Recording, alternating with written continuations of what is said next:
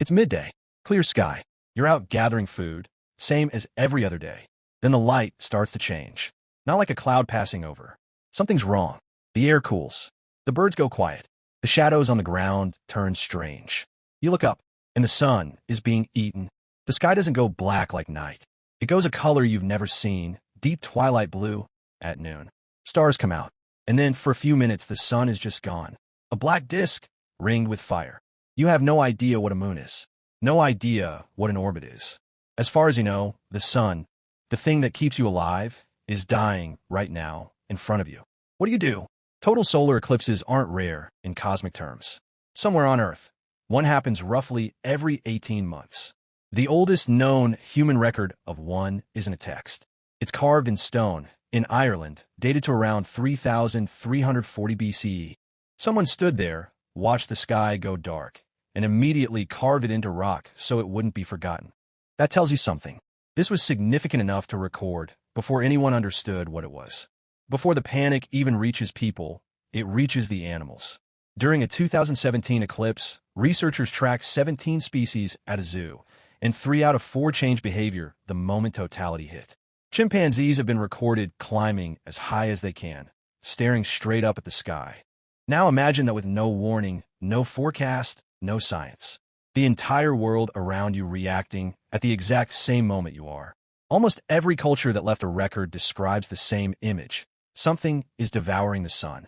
In ancient China, it was explicit, a celestial dragon swallowing the sun whole. The response was immediate, banging drums, screaming, striking pots together, trying to scare the dragon into letting go. In Norse mythology, it wasn't a dragon. It was wolves, chasing the sun and moon across the sky forever. In Hindu tradition, the demon Rahu hunts the sun and moon out of eternal revenge, swallowing them whole, only for them to reappear from his severed neck. Different continents, different gods. The same core fear, something out there eats the sun, and it's happening right now. For the Maya, an eclipse meant the sun had been broken. Despite having one of the most advanced astronomical systems in the ancient world, Maya rulers still responded with bloodletting rituals, believing their own blood could restore the sun to health. The Aztecs believed the sun was being eaten, and according to Spanish accounts, descended into outright panic. In the worst versions of these accounts, resorting to sacrifice in a desperate attempt to stop the sky from being devoured completely. Knowing the mechanics of the sky and feeling safe when it goes dark at noon turn out to be two very different things. Not every culture panicked. In the 6th century BCE, the Lydians and the Medes had been at war for years. Then, in the middle of a battle, the sky went dark at midday. Both armies stopped fighting immediately. According to the historian Herodotus, that eclipse became the catalyst that finally pushed both sides toward peace. The philosopher Thales of Miletus is said to have predicted that very eclipse in advance, in 585 BCE. So, depending on where you were standing, an eclipse could end the world or end a war. At Chaco Canyon in New Mexico, there's a carving researchers believe depicts an eclipse from the year 1097. A record, left in stone, of one single moment in the sky. 2 more total eclipses passed through that region less than 2 centuries later, just 2 years apart, alongside a comet bright enough to see with the naked eye. Not long after, the people living there began a mass exodus. Historians think drought was the driver, but it's hard not to wonder what it felt like. Strip away the dragons, the wolves, the demons, and almost every one of these stories is doing the same job, trying to explain the incomprehensible. Because for most of human history, there was no way to know this would end. You didn't know the sun would come back.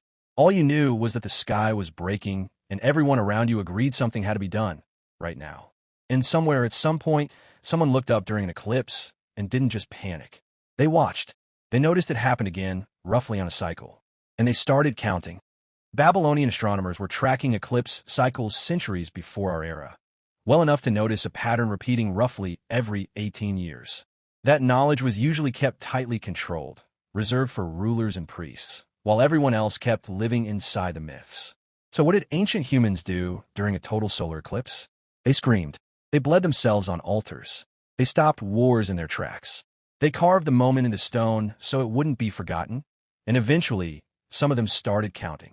Today, we know exactly what's happening. We plan trips around it. We put on glasses and watch.